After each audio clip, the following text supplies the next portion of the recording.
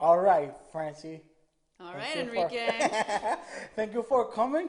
Um, I wanted to actually just to say this is true. Since I thought about doing this project, you were like the first person I thought of bringing in. Sweet. Yeah, Well, I hope I don't let you down. yeah.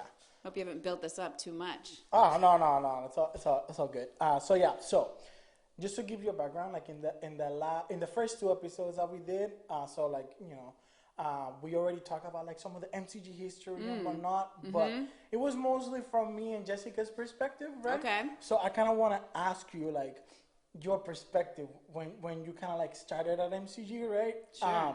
So for me, because like I know you like started when like like Lydia brought you in, right? As a thing, but like to me, it's like what is Francie before MCG? Kind of like what were you doing, sort of, kind of like in life, Yeah, in my in your natural in habitat. your natural habitat, right? Right before like before MCG ever happened. Yeah. What were you doing, and like and also also like my perspective is like what were you doing also like expertise wise, like what was your expertise, what were you doing Yeah. that also like you were that person that like was like, oh, can you come and help me with this Yeah. project? So you want to go way back, I want to go way back. the Yeah, archives. yeah, the archives. So before MCG, my life before Mill City Grows, Yeah. was a long time ago. Yeah. But I was doing a lot of school garden programs. I was working at a nonprofit in Cambridge, Massachusetts, among other things. But that was kind of like my main gig. I did a lot of like gig work. I worked at garden centers. I started an edible landscaping company. Nice. Really? So I didn't know this thing. Yeah, so I had clients of my own. I was nannying. I was making it work. I was Yeah, living in yeah. the city. I was young and broke and just like piecing things together. But I got a really cool job as a garden coordinator at this nonprofit called City Sprouts. City that Sprouts. did- Okay. Yeah, I've heard of them. Yeah, they do schoolyard gardening. They started only in Cambridge Public Schools, and now they've grown into Boston Public Schools. They Okay. do really cool hands-on, curricular tie-ins with these really beautiful outdoor learning garden spaces. So I was there for, I don't know, 3-4 years or so. In that time, I moved to Lowell. Okay. And so I was commuting from Lowell back to Cambridge. It was pretty heinous, spending like hours in the Yep. car, fighting traffic, just like a miserable. You never took the commuter rail? I did. That was actually the best time. My car broke down.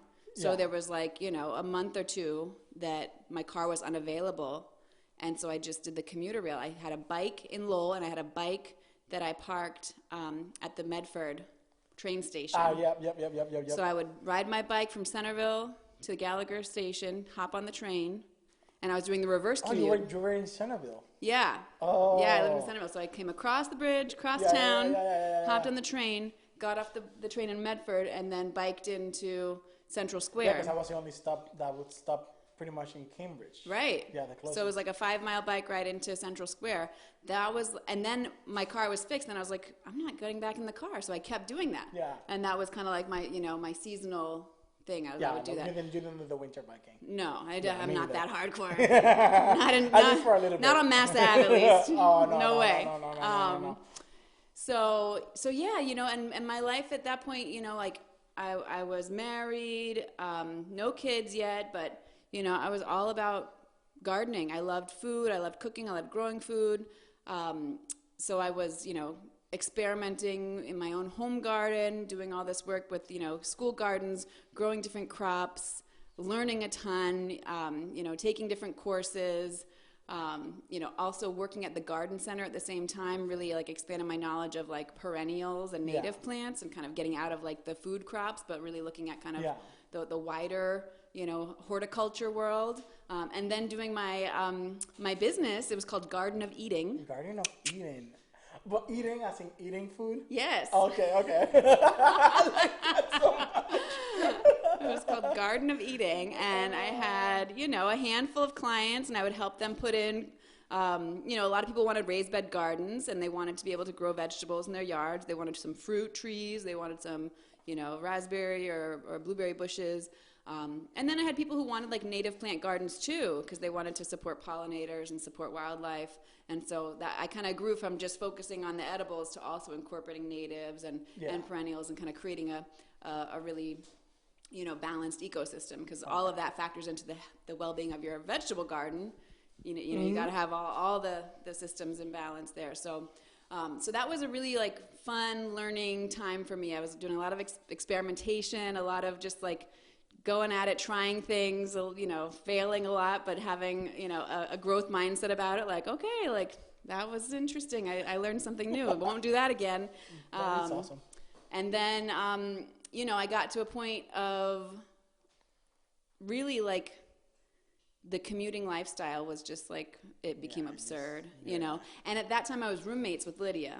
Oh, so that's how you met her. So when I got married in 2009, and Aaron and I moved to Lowell, because it was like the midpoint between where I was in Cambridge, he was in Manchester, and Lowell was the middle ground. Yeah. So we were like, all right, we're married, we might as well live together.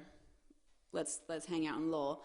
And Derek and Lydia had a multi-family house. Okay. So they had space to rent out. So we rented the top floor of this 3-story house in Centerville off of Bridge Street, up on Christian Hill, but like 1 block up off of Bridge Street. And I think I've seen that one. Yeah, so we put in a raised bed garden there because the soil had lead in it. It was contaminated soil, and we said, Aaron and I was looking for a community garden. I'd been a community gardener in Somerville for a number of years. I was my community garden leader down there. And when I moved to Lowell, I was like, I got to get my garden going. Like, where can I garden? And there was nowhere to go. Nowhere to go. So, one moment of inspiration. So that's actually what leads me into that thing. So, what was that moment and your initial reaction when Lydia kind of then put you into this whole community garden project? Yeah. So, we had been roommates. We were roommates for a year. In that time, she was farming. Yeah. And doing her master's degree. Yeah. So she was farming in Reading, North Reading, I guess. She had her 5-acre farm with 100-member, 50-member CSA, something like that. She was growing a ton of food. She would bring food home, at the end of the day, stuff that hadn't been distributed. And we would stay up late, like cooking meals and making pickles and sauces and, dehydrating things and freezing things. And that was stuff we were both really interested in. And just talking, talking about what we were interested in, what we were learning about, what we were concerned about, the things that were preoccupying us and the things that weren't working about our current, career situations, job situations. And for both of us, one of the big things is geez, we both live in Lowell. We really are smitten with this community. It's such a cool place. There's so much going on here. There's so much that we don't get to participate in because we get in the car, and drive away every day. Yeah, there's the bedroom community. Exactly. I come here and sleep. I don't get a chance to actually be a part of the community. Mm-hmm. So that left both of us feeling a little bit. And she had more experience. She had lived in Lowell for a few years and had been working at UTech and had a lot more connections with the community at that point than I did. So she definitely kind of opened the door to me in a lot of meeting new people and just understanding what was going on in Lowell, from kind of a food perspective, because she had already kind of tried some things out and been pushing some of those ideas around. But we got to a point where we had been, doing this kind of kitchen table therapy session with each other. And we would always come back to wow, it would be really cool to do something in Lowell. Wow, Lowell is such an awesome place. And wouldn't it be great to create something here that people could really connect more deeply with their food and grow food and get healthy, fresh food, and all these different cultures. People come from around the world. You don't see those foods necessarily at the grocery store, at the markets, at the corner stores. So eventually we literally just looked at each other and we're like, are we going to just talk or are we going to do something? It was I challenge you. And we had this moment where it was we kind of were, it really was we were both in a transitional moment. Like she was, going to be wrapping up her grad degree, and I was, living this commuter life and feeling like this is not going to work for me long term. I got to figure something else out and make a transition. And she was like, you know what, like, I like being your friend. It's cool, but I think, I think if we're gonna be friends, we have to like do a project together. Yeah. Like So it was kind of like, yeah, it was kind of like, look, are you in this or not? And so I love this part. It's like, like friends, but we gotta work together. Right. Like, We can't just like talk. we can a just lot hang out. Of shop. We gotta like get in and do the work. This is awesome. So so that was really that was where the challenge, the gauntlet was thrown. The challenge was made, like, can we do this? And she had started some initial conversations. Like, she had been to talk to the city manager at that point. It was Bernie Lynch, and had talked to him about, wanting to get the land over at Fowler. And just, like, the general idea of, like, having urban agriculture be part of the city landscape and be part of, like, the planning and the policy. And he kind of was like, yeah, that's a good idea. Like, we'll see you around, didn't like, it wasn't like, the political answer, right? Yeah, exactly. It was like, great idea. Like, don't call me, I'll call you. But sure enough, he did. Well, he didn't, but somebody from the city did call her, several months later and basically said, hey, there's this project that the city is going to be a part of with a community group, with the Back Central community, with the Back Central neighborhood group. They want a community garden. Like, we know that you want a farm, but would you be able to help with this community garden project?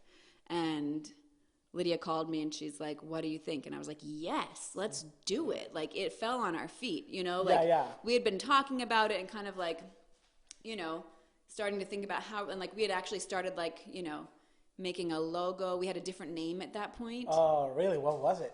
It was Mill City Farm. Mill City Farm. And then we kind of played around with things, and then we realized, like, no, because it's not just the farm; it's this whole bigger thing. Yeah. And it's an active thing. It's growing. Like, we're all growing, and so we use that active grows because that felt like that would kind of open things up. Yeah, I like that.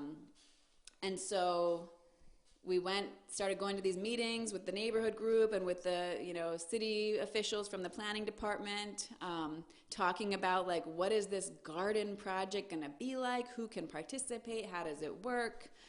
Who's going to build it? What's the design? Where's the funding coming from? And at that point, the city did have this special grant program. It was like a funding program that was the city manager's impact fund, that the city manager could just kind of choose projects and say, like, we're going to do this. And so cool. City manager was like, here's some startup funding for to buy the lumber, to buy the soil, to put up a fence, to put in a shed. So really that was like the initial investment. The city planners, they did the design work. We started meeting with the neighborhood group and the neighborhood leaders and all the residents and kind of hearing about what their concerns were, what they were interested in, what their questions were, what they saw, their vision. Yeah. And, we kind of just like facilitated this conversation locally, and then we would kind of go home and start doing research on the national level of like, what are other communities doing? How do these programs work in other places? What are the guidelines for a community garden? Who can participate? How do the resources get accessed and utilized and shared? And there's all these different models. So we kind of pulled from the ones that we were talking to and reading about, and kind of created a scaffolding. And then we worked with the city of Lowell, with the planning department again, to create the community garden program. The community garden program, like that's the ordinance, right? Exactly. So that's the actual city-based program that allows community gardening to happen on city land in Lowell, and for the resources like the water to be provided, like the tree work to be provided, like all those resources that the city brings to bear to support the community gardens. Because if that was something that had to happen privately, it would be tens of thousands of dollars, maybe even $100,000 to get water lines, to get trees, to get the clearing, to do all, to hire in contractors to do that work. When the city kicks in those in-kind support, it made it possible. So that was huge, and kind of growing that grassroots with the neighborhood group, but then also with the municipal support. Yeah. That was really kind of the perfect, like, coming together, you know, fusion of these really key components. Wow. Like, I did not know, like, that much.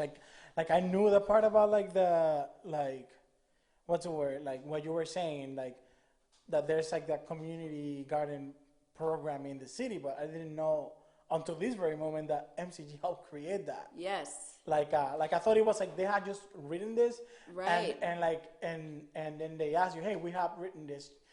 Here's the garden. So Right. you help actually. No, we write sat it. there in the room and we were writing it and we were providing drafts and, you know, that was one of the things that we were pretty like adamant about from the beginning. And the city didn't meet us with any, you know, there was no opposition at that point. It was like, yes, this is all good things. Like, the city had been fielding inquiries and requests from community members for a number of years of people calling and saying, can you turn this into a garden? They'd had enough of those kinds of, you know, resident communications that this was on their radar, that like, we need to be able to have an answer for this. So they were ready for it. Like, they were primed for it. And they put in a ton of work too to make it happen. But that was really one of our like adamant requirements going to this, is like, this is not going to be a one-off thing. Like, if we're going to engage with this community and these neighbors, like, first of all, this garden has to be in perpetuity. This garden can't be here for 2 years, 5 years, 10 years, and then the city say, oh, guess what, we're going to sell this land to earn some revenue, or we're going to turn this into something else and then, you know, pave over the garden. So we really were like, we need the city to commit to a program that carves out the physical space and the like by right space for these urban agriculture sites, that this is something that isn't going to just get disappeared overnight, or a new manager or mayor or you know, political landscape arrives and people don't care about gardening anymore, and then who suffers? It's the neighbors, it's the community, it's the gardeners who already work hard for who have put the work in. Exactly. Like, that's the people are putting their work, their labor, their love, their, you know, hopes and dreams and sweat into these gardens. Like, you can't just, you know, say like, okay, well, it'll be there for now. Like, we really wanted to make sure that it was there, protected in perpetuity, and that there was that tenured, you know, like, what's the word? Like, formalized place in the city structure for these gardens to exist. So that was one of the big things about having that policy come online, was like carving out that legitimate space for gardens, that this wasn't just a one-off or, you know, a fly-by-night kind of thing, but like, this is something that's here to stay and is going to grow. Awesome. And we also, keep going. We also really wanted to make the policy universal, so that it wasn't just like, oh, only some people can have access to this. We wanted that policy to be inclusive, such that any group of neighbors, and I think there was like, you know, you had to have 10 people who were on board to say like, we want to start a garden. Yeah. Like 10 neighbors had to come together and like sign their names to the application and say like, but it was open to community members. It wasn't like, oh, you have to be a nonprofit, or oh, you have to be a school, or oh, you have to be some kind of formal institution, formalized entity. You could be a group of neighbors, and you live next door to a vacant lot, and you say, people keep dumping their trash here. There's all kinds of, you know, rodent infestation here. There's all kinds of problems. We want to clean this up. We want a garden. Sign up the neighbors. You can have a garden. I mean, it wasn't like so easy, because you still have the fundraising aspect, you know, to get the materials. But the city also had had avenues that residents could access, you know, specific funding sources. Yeah, so like to start to their start garden. up the garden. All right, that's awesome. All right, that brings me to the next question. So, I know at this point we had a garden, and eventually, you know, like I came in on board like around the third year, I think it was, right? Overall, I mean, I know I volunteered like the at the greenhouse, and the greenhouse and all these things. So that's a little bit before I kind of joined, like as officially, right? And how was that transition when, yes, MCG has a garden. It's a community garden organization, I guess, at this point. and then all of a sudden there's a farm program and there's a market, Right. and then there's a education program, Right. And then how did that happen? Because that happened very quickly. Because I remember like one year, like seeing the community garden, the regional harvest festival. Yeah. And then the next year, I remember, hey, there's 10 school gardens. Hello, you know what I mean? Like, and I remember, you know what I mean? Like, Yeah. how was that? Oh my God. So like, I'll try to go back. Yeah. I'm not gonna lie. Those were some intense years. Those were some really busy years, right? Because it was like once that seed was planted, it just took off, you know. And like people were calling us and coming out of all corners saying, "Can you help us get this garden? Can you help us do this? We want farmers markets here. We want fresh food cooking classes. Less like everybody just had like." The seed took, and like it bloomed the first year, and then all the seeds fell in the ground, and they started blooming, growing too. So like we had all these volunteer gardens popping up, and it was super exciting. And for like the first year, basically, Lydia and I were volunteering. Like we were just, we kind of had made a deal with each other that like let's give it a year. Yeah, we're just gonna like work hard. We have like other jobs in the background that we're kind of, able to earn some money to like, put food on our tables and keep a roof over our heads. But let's just like give this a year and see what happens, see what can come of it. And, a lot of the work obviously was in the community, obviously was like the physical work of like building gardens and planting food and like, setting up farmers markets. Yeah. Because we were, we had like the ideas, and like we had also brought together an amazing group of volunteers, including Jessica Wilson. Yep. Among many others, Suzanne was also part of that original steering committee, the original kind of advisory committee before Mill City Grows became a nonprofit entity or even like a program. Because when we first started out, we were under the fiscal agency of the YWCA. I remember that office. Yeah, right. First of all, we camped in a corner of an office.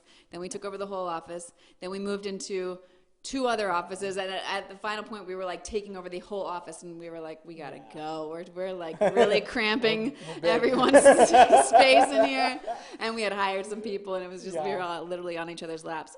I remember that. Yeah, like the desk took the whole office, and you're like walking over the desk just to get to the other and side there was like of the room. stacks of like bins of seeds and supplies everywhere. It was crazy. And you had like 3 feet to walk. Exactly. Around the there was office. just like a track you could walk through. Yeah, it was so crazy. So yeah, things grew really fast. Things took off, and we were writing grants. We were doing, soliciting donations, fundraising, looking for any kind of way that we could, earn revenue in so that we could grow the program, so that we could work full time, hire staff as we needed. Yeah. And the first year, was mostly volunteer. Then in the second year, Lydia and I started getting paid full time.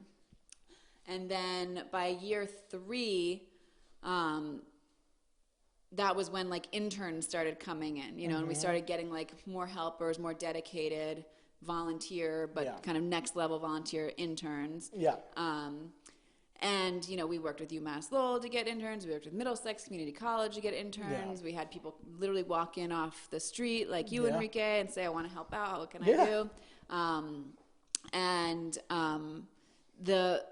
We really we didn't have at that point a real clear roadmap. We had like ideas, we had a vision, but it wasn't like a strategic plan necessarily. And it wasn't like, first we're going to put in 3 community gardens, then we're going to do this urban farm, then we're going to do some school gardens, then we'll get a mobile market. It was kind of like just kind of like, let's just like go at it. And like requests would come in, and it was like, this school would call and say, hey, can you help us with this garden? And it was like, yes. You're saying yes to pretty much we everything. just pretty much said yes to everything, like everything. And that was kind of the way that first of all, we had to like build our credit, we had to build a reputation. We had to we had to get out there. And this is something that I'll never forget. We learned so early on. We did participate in the those days was called the Merrimack Valley Sandbox. Now it's called E for All. Okay, that was We were in their first business accelerator class, in the first cohort of that program. Shout out. Shout out. Yeah. Shout out to the original Sandbox, E for all. And I'll never forget some of the best advice that came out of that, from one of the presenters was get to market and then iterate like hell. So basically, you get out there, you just show up at the market, literally. And for us, that market was in the community setting, in a garden, at the farmer's market with a table of produce, at a community event with a bucket of soil and newspaper, making paper pots and planting seeds and signing people up on our newsletter. And then we just had to listen to what people were saying and asking for and start to navigate the landscape like that of like, what can we do? What can we actually feasibly take on at this point? That second season, we get a call from the owner of Mill Number 5. Yes, I know exactly where you're going to go. Yeah, and he's like, I got this big vacant lot. Will you make a community garden? And we kind of went through all the, process with him, and we realized together it was a joint, decision that site was really not the best place for a community garden, but that it could be a community farm. It could be an urban farm. Because again, that tenure, that perpetuity piece that we were so intent on with the city program, that wasn't something he could really provide. He's a private landowner. This is a site in a very, transitional location in the city. Exactly. Now we've seen, that courthouse justice center has been put up. There's parking garages, development everywhere. So who knows what's going to happen to that piece of land, but that was something that we thought, listen, if we can have, 5 years here, that would make it worthwhile. As an urban farm, this is a place we can do production growing, we can have demonstrations, we can do educational programs that aren't necessarily traipsing into community gardens with a big group that might disturb the neighbor, the residents' plots. We don't want to also that part of there's neighbors right there, right? Or other people. Yeah, and it's we'd walk in and I'd be like, well, this is Enrique's garden bed, and people would be like, oh, and want to touch it, and it's like, don't touch, that's Enrique's garden bed, we're going to talk about things, but we can't touch it. So this became much more of an active learning space where we could have our workshops. We actually started hosting farmers markets there. We had a weekly schedule. I think it was twice a week that we would have set up a farm table. We were participating in the Lowell farmers market with the produce we were growing there. Tons of engagement, people walking by saying, oh my gosh, what's this? I can't believe haven't seen that since my childhood in my village, different crops. That really also became the birth of the mobile market, because we realized, hey, we can't just set up a table in this one corner of the city and expect everybody to come here. We've got to take this on the road. We've got to find out the locations where this is going to make the most sense, where people are in that area and ready to pick up some produce, and so, it really was just kind of we were fielding all these different requests and inquiries, and we did say no to some things. We really did, but it was that moment, it was kind of it was like a fire hose in those early years of just nonstop. The growth trajectory was nonstop. Every year was 3 new gardens, 4 new gardens, 2 new programs, launching this, launching that, and it was exciting because there was so much excitement. People wanted it. People showed up. The number of volunteers who would just show up to the Middlesex Urban Farm and work for 3 hours on a random Wednesday afternoon. It was overwhelming in a good way. It was phenomenal. It was oh my gosh, there is really a hunger here. And, so we kind of rode that, and that was what really was the momentum that really carried the organization through that growth period. So I want to ask you a question, because this question, I think it kind of pertains to this actually, to this exact thing you're talking about. Because I know you just kind of when you started talking about it, I'm looking and I'm yes. Let's go there. I'm looking at my notes, right? I'm oh yes, this is it. We're gonna go. So you're talking about all these momentum, how you were saying yes and yes and yes and let's go out, and a couple notes here and there. Right. But what was I think, like the question I want to ask, what was for you that it moment when I think, because you were saying earlier, think about this like this way, like there's like an it moment because like before you were saying let's give it a year, see what happens. Yeah. But then even like if things start picking up, there's still like I mean like this is my personal, I guess, opinion or perspective. But you're that young, it's like okay, it's moving on, but this could like end at any given moment, right?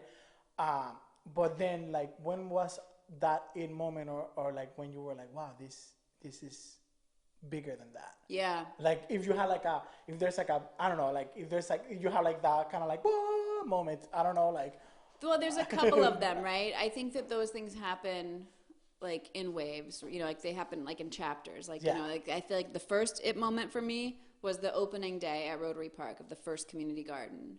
You know, we'd put on all this work like in the fall, in the winter, in the spring, and then it was like May, and we were like opening the garden. The garden was built, the policy was in place, you know, like we had all like written up all the guidelines, all the like, you know, policies and procedures, but we didn't have any gardeners yet, you know, like we hadn't done anything. So it was like that first day of opening the gates. We had put flyers up all over the neighborhood. We'd gone to speak at a, you know, dozen different like churches and community groups and, you know, done some outreach. And I thought, you know, like maybe like 10 people will come. Like there were 40 garden beds. We're like, maybe we'll get 20. Maybe we'll get 20 gardeners. And then like the other 20 beds we'll figure out. We'll just plant them and donate the food to the food bank or food pantries. The people that came out, like, we were full. We had 40 gardeners signed up in the first hour. We started a waiting list. And at that point, like I was like in tears almost because I was just so overwhelmed by just the representation of people showing up, you know, like from the neighborhood who had seen the flyer at the laundromat and showed up, and they brought plants and seeds ready to plant that first day. And it was like, this is real. Like, this is not just my imagination. This is not just like something that I feel like, oh, this would be nice. Like, I share that feeling with other people. I'm sharing this dream. It's not just an individual pursuit. Like, this is something that the like hopes and dreams of all these people are converging in this garden space and these boxes of soil in the middle of the city that like people want this. And I think that to me was like so inspiring and so motivating. That was like, okay, like this is a thing. This is a thing. This is really a thing. And like, you know, I wasn't doubtful. Like, you know, I didn't like really think like, oh, this isn't going to work. There were people who said that. There were a lot, you know, not a lot, but there were people who were, you know, there's always who just don't believe it until they see it, right? And like they had all the reasons why it wouldn't work, but they had to see it working to see the reasons it would work. Yeah. And so in my mind, I truly did believe it would work. I truly, you know, believed that like this is something that people are going to want and need and be, you know, rally around and be, you know, have pride for and, you know, put their effort in and you know, take on that ownership relationship with. And so then to just see that confirmation and then that whole first season, like building the relationships, getting to know the kids in the skate park who kind of, you know, took on this like guardian, you know, not quite angels, but you know, they were kind of the crew, you know, like they were the eyes and ears. They were out there looking out for things. And sometimes take the liberty of drinking the water. Yes, exactly. Sometimes jumping the fence, to get a quick drink. But and actually, just to put it into perspective for people listening, right? What year was this? That was 2012. So 2012, it's 2023, and you said that you had a wait list that day in May. Yes. And we still have in 2023 a wait list. Yes. With a community garden. Right. So the need is still unmet. Yeah. It's not fully satisfied. Right. So that moment was a big one. A much later aha moment, which came like years and years later. Honestly, this was probably 2019. So fast forward, like, you know, 7 community gardens later, 3 urban farms, a greenhouse, 10 school gardens, a mobile market with, at one point we had like 8 stops a week. I went to a community dinner, a CHOP dinner. Yeah. At the Lowell Senior Center. CBA hosts these dinners. And Shout out CBA. And I was sitting at a table, and I forget the theme of the dinner or why I was there that particular day. They have different themes every single month. And so I was just there, and I'm sitting at a table, and I'm sitting, with some people I knew, but there were other people at the table I didn't know. And somebody at the table, it came up like, oh, like Mill City Grows something. And this woman at the table, she was a parent from Lowell Public Schools. She starts talking about, oh my God, Mill City Grows is so awesome. And she spouts off this whole thing, all the programming. My son got involved in this. He got a school garden. We did a cooking class. We go to the market. Like all these things. And I just sat there like, like I didn't have to say anything. Yeah, they probably didn't even know who you were. They didn't know who I was. Yeah. And then somebody was like, she runs it. Like she founded it. And I was like, yeah, but you just did a way better job selling it than I could ever do. But it was like that moment again of like, this isn't just mine. Like this is all of ours. Like we've all like taken something of this that's meaningful and like fed it, and it's fed us literally and spiritually, that like this is something that belongs to the community, and this is bigger than, 1 or 2 people having a brainstorm, and working hard to build some gardens. Like this is much bigger and involves, hundreds, if not, thousands of people across the community, and means different things to each person. And like that to me was like, I felt like, okay. Okay. Like it was like, at that point I was like, this is like entrenched. Like this is intrinsic. Like this is something that is like so much, embedded in the community that, I felt like a relief, of like, it's its own thing. Yeah. It has its own life. It has its own identity. Mm-hmm. And like, sure, like there's tons of people involved in the day to day and shaping it and forming it and supporting it. But at the end of the day, like it's so much more than those individual efforts. Yeah. It's evolved. So that was another like very aha moment where I was like, yeah, this is awesome. This is so cool. Wow. And I'm sure there's other aha moments throughout, certainly getting involved in the school district and in the school gardens and getting kids, kids in the garden, and just, kids are so funny. They're so honest. Yeah. They just tell you the truth right away. And I love that. There's no filter. And they're not trying to be nice. Like you're like, here guys, like we're going to try radishes. They taste it and they're like, that is nasty. And you're like, yeah, it's a little strong. Okay. It's got a strong flavor. They're like, no, that's gross. It tastes like farts. And you're like, okay. That's your opinion. That's good. It's valid. Hey, it happens, right? Yeah. So actually, these kind of circle bits about this. So like, this is like the it moment, right? But even throughout this whole time, right? Or even like in the beginning, right? It's like what made you, like, for example, or like not even for example, like what would make you scared during this whole time? Like when it comes to it, like, or I mean, like at least something that like it's like a highlight when it comes to that, like that you would be like, oh man, like, oh my God, whatever. Yeah, there were a lot of things that were, that felt, terrifying or, like overwhelming or out of control. One of the things that I think we always were so vigilant and so focused on was like food safety, in terms of like we would, testing soil and making sure that what we were creating and providing, we were saying all these things of like, this is safe soil, healthy soil. Like even in Lowell, in a city, you can grow food. And there were there were some moments, like, we had a scare with like a water line that had a leaded pipe. Ooh. And it was like, have we just been like watering these gardens with lead-laced water? Have we been like poisoning the gardeners who come here and trust that this is safe and healthy. Like there are moments like that where it was like, you know, really just like, oh my gosh, like this could be awful, you know, like this could just be so awful.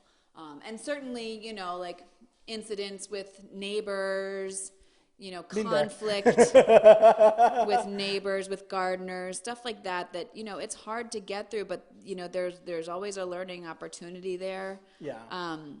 I think there was certainly like the fear of, you know, when you start taking on more and more and more, then all of a sudden you're responsible for more and more and more. You feel the pressure of making it right for everybody. You know, and meeting everybody's expectations or doing right by everybody. And it was, you know, there were times where we didn't meet expectations, or we didn't, you know, we let people down, or, you know, it wasn't the way people thought it was going to be. And that, you know, try not to take it personally, of course, but there's also just kind of like that, you know, like it's inevitable. You can't make everybody happy all the time. You can't meet every expectation all the time.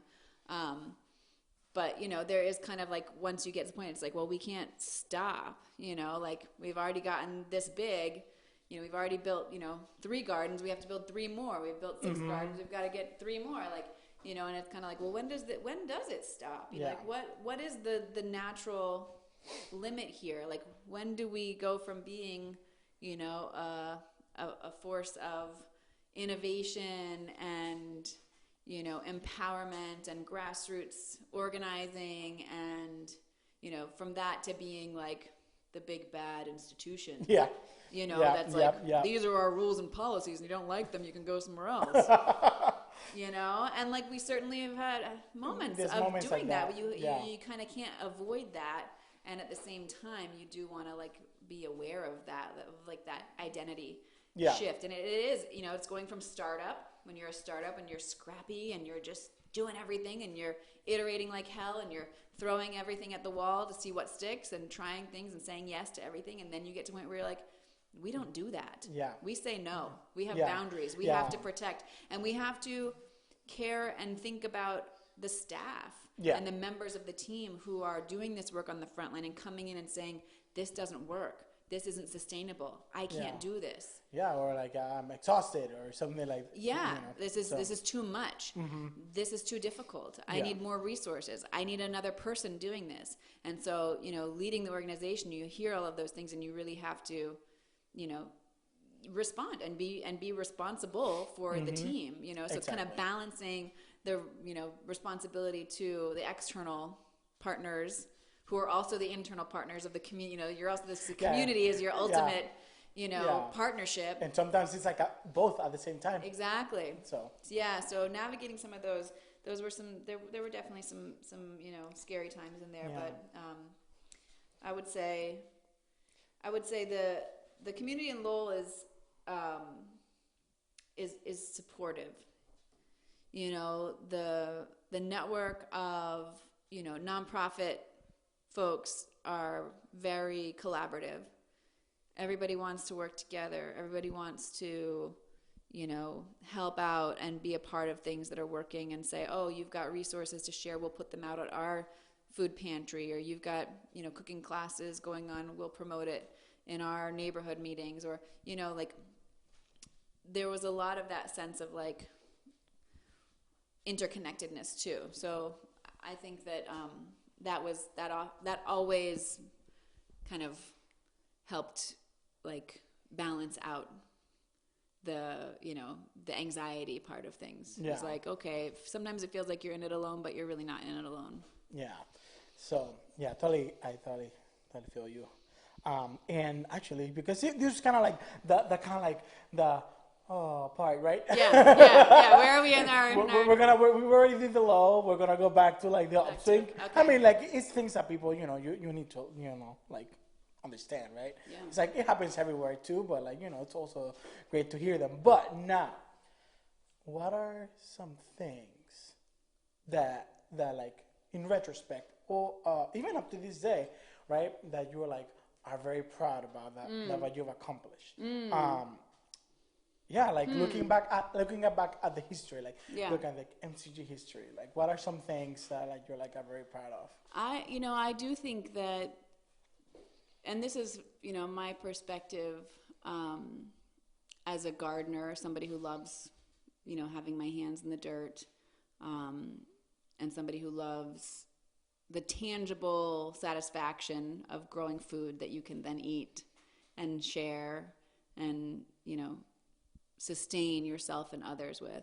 So for me, like, the biggest feeling of accomplishment is like going through the city and seeing these gardens, seeing these spaces that have now been, transformed and dedicated to food production, and seeing people working in the gardens. I don't know them anymore, but knowing that there's people who are carrying it on, who are continuing to do the work, and nurturing those spaces and caring for those spaces, not just their own little plots and their own little garden beds, but it's a community, and people do take care of each other, and they take care of the space, and they have hopes and dreams that are bigger than their tomato harvest. It's like let's plant the community bed that the kids can come harvest. Let's plant the grapevines that the whole neighborhood and all the gardeners can tend. Let's plant the flowers. Let's put in native bee houses. Like kind of these bigger things that people can collaborate and dream and implement and make real. So to me, that's it's very visual, right? It's very like tangible in the sense like you can see it, and that's what I always loved about the work too, because some of the challenges, some of the problems that we set out to make an impact on are problems you can't necessarily see, or touch, but to see like, ooh, look at all those tomatoes, like that's exciting, like that's fantastic, or seeing the harvest coming in from the farm at Fowler, seeing just the bounty at the farmers market. It's like it's very impressive and very gratifying, and I feel grateful to be connected to it, but it's mostly like I'm in awe of all of the work that's gone into it from so many people, and that so many people continue showing up and being a part of it, wanting it, making the demand side strong enough that the supply like chugs along and it continues to grow. That's awesome. But this one also, this next, I have two more questions for you, right? Okay. Let me look at it, because I was reading it just now and I totally forgot it at the top of my head, but it's really related to this. So I think it's more like an elaboration question. So I know, I think if you listened to this, right, we know that you are no longer working with Mill City Grows, correct, right? And we've heard you talk right now for almost an hour at this point about your time in Mill City Grows, right? But I want to like see what is your perspective now that you're not like an everyday like because I know for like all this time, this is pretty much your life. Yeah. Right? I just kind of want to like see from your perspective, right? Like you were since like before it started, already thinking about it. Yeah. How is it like looking at what's going on, right? Like, and like from an outside perspective, but also kind of like, I mean, it's always intriguing to me. It's like, oh, like what is going on here? Like, how do you see it? Like now that you're like out of the everyday like nitty gritty stuff. Like, what is your like Well, okay, so when I decided and when I kind of accepted that my time here was coming to a close, I wrote a letter to the board, that basically said, my time here is coming to a close. And in that letter, I compared Mill City Grows to a child, right? Yeah. That like, and I still feel this way, right? Like, and I have children of my own, so I kind of have some experience with this, but like in the early days, you're so intimate. You know every little thing about your child. You know when they're not feeling well, you know when they need extra love and attention, you know when they're going to be tired, what snacks they love, like all those specific nitty-gritty things that comes from that time spent together, and that that dependency that the young child has on you. Yeah. As they grow, they become more and more independent. They're doing their own thing. They have their own identity. Yeah. They have their own desires and wills that they can make, true and come into the world. And I feel like that's the way it's been with Mill City Grows. From the early days, I was there for everything. I knew everyone. Every decision made, I was there. Every, event, every program I was part of. Yeah. And then as the organization grew, my role changed, and I stepped back and back and back and had a different role and a different position and a different relationship. And also the work grew and became more independent. It became more embedded in the community. It became more connected to partnerships. It became more, sustained, on the foundation, but it kind of was growing on its own. And so now I see, it's like, we're through the teenage years, and now like Mill City Grows is like a young adult. It's like, it's out in the world. It's living its life. Yeah. Sometimes Mill City Grows calls to say hi. Sometimes I know Mill City Grows is thinking about me. Yeah. But mostly it's like, you're doing your thing. Like things are, chugging. You're expanding programs. You're changing programs. You're responding to the needs of the community. I mean, I left Mill City Grows in 2020. Right at the beginning, right before the pandemic. Right started. in the pandemic. Yeah, I went part-time in January, yes, and remember. I wrapped up my time in June. Yes, because our pandemic already started. And the pandemic we were in lockdown. Yes. It was so bizarre, and I just felt so like heartbroken and scared, because I was like, I'm walking away from this entity, from this organization in such a vulnerable moment. I wouldn't say I was scared. I was more just like, everybody was scared at that time of everything. Like it was just a very anxious time, but I felt like very worried, and I had this feeling of like, am I like an irresponsible human to just like walk away right now? But I also felt so confident in the team, and I felt so confident in, the leadership, on the board and, on the staff, just that people had it taken care of, and people were going to do what needed to be done, regardless of what it was that needed to be done. Sometimes what needed to be done was, we're going to close for a week, for 2 weeks, for a month, whatever. Like, we're going to take care of ourselves because this time is crazy. Oh, we're going to switch our entire programming to meet this need, and we're going to figure it out. And, seeing the organization get through that, and not only get through it, but like do amazing things during that incredibly difficult period. And I know it wasn't easy for people. I know it wasn't just like, oh, this is fun. Like, it was incredibly hard. Yep. It was incredibly stressful, and people were living through all kinds of, fears and struggles and losses. And, it was a painful time, but to see how Mill City Grows did thrive despite that, and did rise to the occasion in terms of meeting the community need and feeding people in ways that we had never done before, but that also kind of changed the paradigm for the organization. Yes, it That's did. like, this isn't only because there's a global pandemic. Like, these needs are always there. They might not be the loudest needs we hear. They might not be the most prevalent needs, but those needs are always there. And how do we really answer those needs? Mm-hmm. How do we really, take those needs into consideration, and when we're doing our regular programming, non-pandemic style programming. Style. So, Yeah, I think that I feel incredibly, just incredibly grateful that the work continues, and that it continues at the level of skill and quality and dedication that it's continued. To see, the farm transitioning to no-till practices, like, to see things we talked for like things years. we talked about for years, to hear today that the entire organization is using the same software. Yeah. Like, these are things that it's like, oh my God, the realization of my hopes and dreams. It's so incredible. Like, oh yeah, I remember we were talking. It's like, oh, wouldn't you be great if you all had the same software for it? Yes, and it's like, you're doing it, and it's so impressive. It's so phenomenal, and I feel very grateful to to be connected in the way that I am, that I'm hearing these updates. Yeah. And I also, I'm not doing the work. So it's kind of like, I'm like the grandparent now. I'm like, look at you. Hey, I'm so proud of you. And there's the podcast. How long have we been talking about the podcast, Enrique? A long time. Long time. I remember when we were at Western Avenue talking about the podcast. Yeah.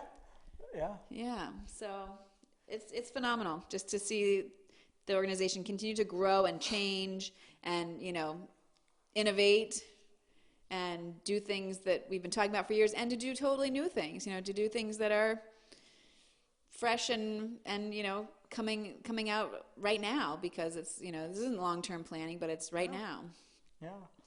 Awesome. And this kind of, I guess, again, like, some of these questions I like making them to, like, so like elaborate, because, like, it's like a great conversation. But you just mentioned you left the organization in 2020, mid 2020, but also you left Lowell. Yes.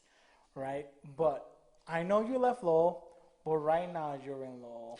I'm here. Yeah, you're here in Lowell. In the flesh. As we're talking, in the flesh. In the mill. Yeah, this is not Skype. This is not Zoom. This is like a in-person conversation. But I also know that even though you're not a Lowellian resident, you're also a Lowellian. You're still very involved in Lowell. And I wanted to, like, give you the space where you could, like, talk about some of the other things that you're working that are not necessarily Mill City Grows, and some which are Mill City Grows, that you've been doing. Yes. Right now. So cool. Okay. Well, I'll start with my day. This morning. Today's a great day. Yeah. My first stop this morning was over at the urban farm site on Middlesex Street. It's no longer a Mill City Grows site. And yet it continues to be a green space and a garden. Now it is run by Red Antler Apothecary, which is a local business that has a shop at Mill Number 5. And Shout out. Shout out. And so I've been working with Red Antler Apothecary since 2020 because they had the desire to start up an apothecary garden, an apothecary farm, to grow the medicinal plants and herbs that they use in all of their recipes and remedies. And so it's been really exciting to see that project flourish, and really, the relationship with Mill City Grows. In 2021, Red Antler and Mill City Grows shared that garden spot. Space. And then in 2022, Red Antler took over the whole space, and Mill City Grows phased out that space. Now, it continues to thrive and grow over there under the care of the farmer Bruce, who's doing a great job. Shout out to Bruce. Shout out, my neighbor. Yeah, he's really he's learning a lot and he's growing a lot. So I grow seedlings for Red Antler, and I kind of act as like Bruce's like farmer coach, mentor. Okay. It's like we talk on the phone a lot. We do like video calls. I help him prep the season, get himself organized, figure out what troubleshooting things, and so that's been really fun, and it's something that I've been learning a lot about myself personally, and kind of my journey, learning about medicinal plants and starting to grow a lot of medicinal plants, and kind of getting back to some of the earlier interests I had in like the perennials and native plants too. So that's a fun project that I love being a part of, and I love the team at Red Antler. They're a great group. So I left the farm, and then I walked over to the Acre neighborhood. Mm-hmm. To kind of scout out some things happening, because I'm part of a project. I've been helping out with a project called Acre Crossing, which is a new construction development right on the corner of Cabot Street and Merrimack Street, where they're building some really nice new buildings, office buildings for Jeanne d'Arc Credit Union, and also 32 first-time home buyer condos that will be for sale to first-time home buyers at affordable prices early next year. Nice. So That's been a project that I've gotten involved in, and there's going to be a ground floor commercial space there that we're looking to fill with some really high quality tenants to bring some life into that neighborhood. It's been a vacant site for almost 20 years. 20 years. I think 2009. Well, not 20 years, but 15 years. Yeah, like 15 years at this point. Yeah, when they moved to the building right next door. Right. The Tremont building, Tremont Yard. Yeah, so that was actually a site of one of our first mobile markets. Yes, I do remember. Like we worked with JDSU to have a mobile market at that vacant lot. Yeah, I do remember that. So yeah, that's been a fun project. Again, rooting me right here in the neighborhood, and getting to work with some people that I got to work with in the past, but also getting to know a different part of the community and kind of the community development, real estate development side of things. And really, I'm also on the board of Merrimack Valley Housing Partnership. And so kind of seeing this home ownership component, we're in a housing crisis and certainly an affordability crisis in Massachusetts. And so it was a really cool project for me to get involved in and learn a lot about a different sector. And then certainly I'm involved with Mill City Grows, and getting to work with you, Enrique, is super inspiring. Wait, you working with me? Yeah, in your other job at Mill City Grows. Oh yeah, my other job. Not your podcasting gig. Not my podcast. Oh yeah, that's so true.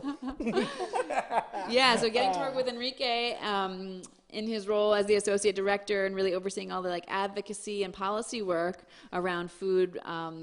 Healthy food, fresh food, food access planning and policy, and starting up the Community Food Partnership of Lowell. That's it. Right? We almost said the old word. I didn't. I was waiting for the new words to fall into place, and you did it. Yeah. The Community Food Partnership of Lowell. Yeah. Just as fresh off the press as of last night. Yeah. The vote came in. Yeah. And so that's been last night as of this recording. Right. Right.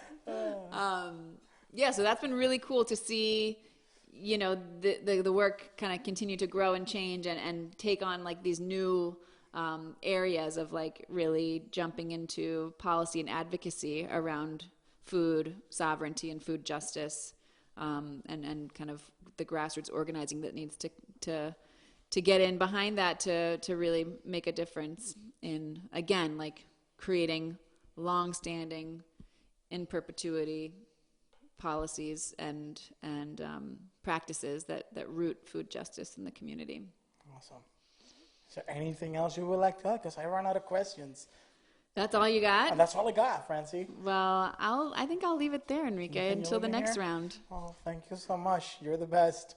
This is super fun. Thank you for having me. So you see, it wasn't No, I thought you were going to give me some wrestling questions. I really thought you were going to stump me with who's your favorite wrestler? And I'd be like, No. Yeah. So, well, thank you so much for doing this. Actually, this is my dream interview. Yeah. Yeah, I have one more dream interview, and Lydia, obviously. Yes. Dream interviews, I need to get her. You've got to complete the circuit.